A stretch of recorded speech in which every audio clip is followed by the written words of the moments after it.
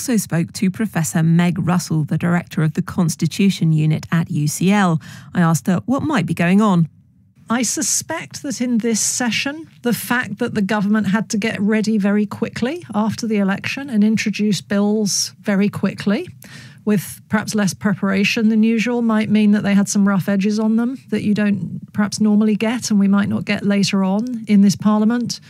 But also, of course, it is down to peers, and the Conservatives in the Lords aren't that comfortable being in opposition and will make as much noise as they can. And of course, the government is relatively weaker than the Conservatives were when they were in government in terms of numbers in the Lords. So it's relatively easier to defeat them at the moment than it was before the election. There are conventions that apply to government bills that are in manifestos, and how many times things get batted backwards and forwards. That doesn't apply to private members' bills in the same way, does it? So potentially you could see that there could be quite a lot of ping pong with something like the assisted dying bill. Knowing what I do about the House of Lords, I think as a chamber, they're generally extremely respectful of the fact that not only is the House of Commons the elected chamber, but that when the House of Commons has thought really carefully about something, then the House of Lords tends to back off.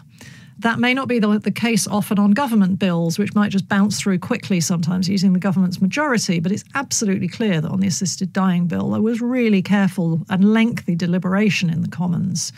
So I would hope that the House of Lords is going to respect that. But at the same time, procedures in the House of Lords are such that a small and determined minority can mess things up.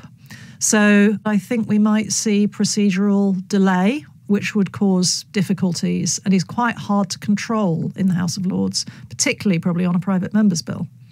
All democracies that have two chambers seem to have some form of ping pong one way or another.